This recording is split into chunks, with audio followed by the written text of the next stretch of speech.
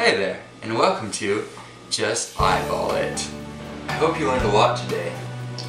Beautiful.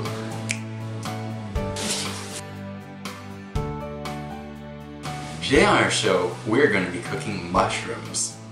Everybody knows about 2012. Better be safe than sorry. And that's why today we're going to be cooking mushrooms. Ugh. This smells like dirt. I don't even like mushrooms. However, that's going to make it this much more interesting. Mushrooms, like this one, taste pretty bad on their own. That's why you're going to need a lot of garlic. In the event of an apocalypse, mushrooms are one of the few things that will grow without light. You should probably have some meat too.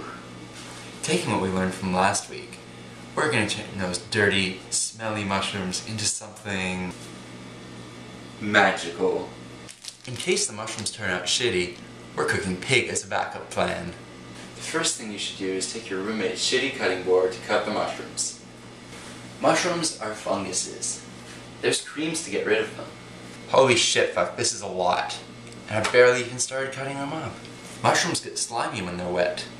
The only reason why I'm cooking mushrooms is because I got these free. So far, I've been able to make everything my parents can't cook taste good. So I don't see why anything should be different with mushrooms. Because these mushrooms were given to me for free by my landlord, I can't guarantee that they're not poisonous. If mushrooms are a fungus, and mold's a fungus, can mushrooms go bad? My kitchen now smells like dirt. Remember, some mushrooms are poisonous. Today we're going to be making two different kinds of mushrooms, so we're going to need 2 pots.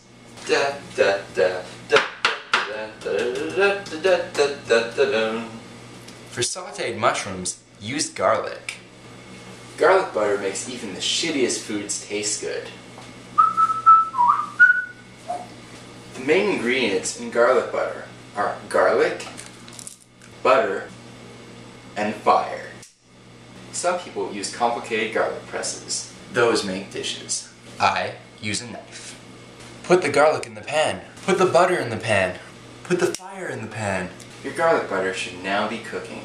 On a totally unrelated note, I found this in the newspaper yesterday.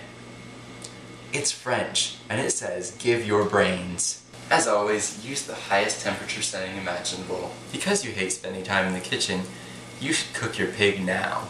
So I put the mushrooms into the garlic butter, at least some of them. And these are supposed to taste good when I'm done.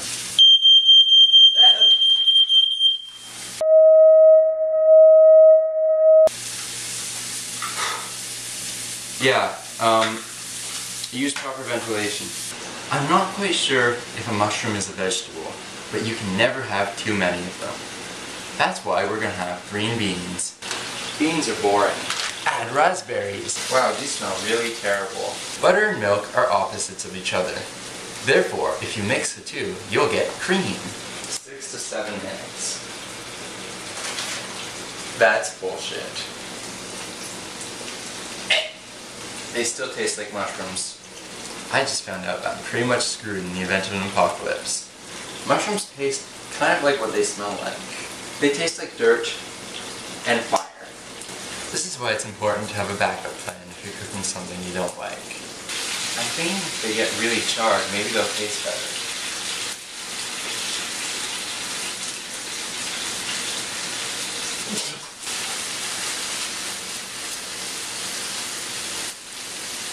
Interesting.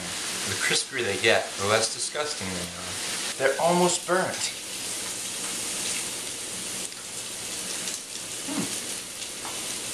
It's not half bad. It's finally time to serve the dish. First, drain the beans.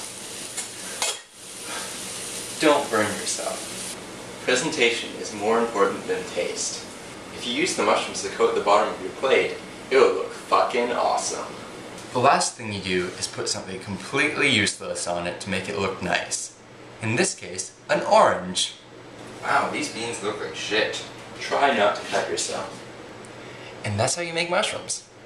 Sort of. I hope you learned a lot today.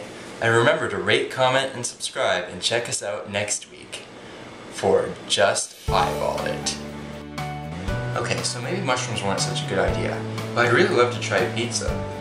After all, they make great lunches and they taste pretty good, I guess. I wonder where I can buy cheese. I'm gonna need some of that, and some pepperoni.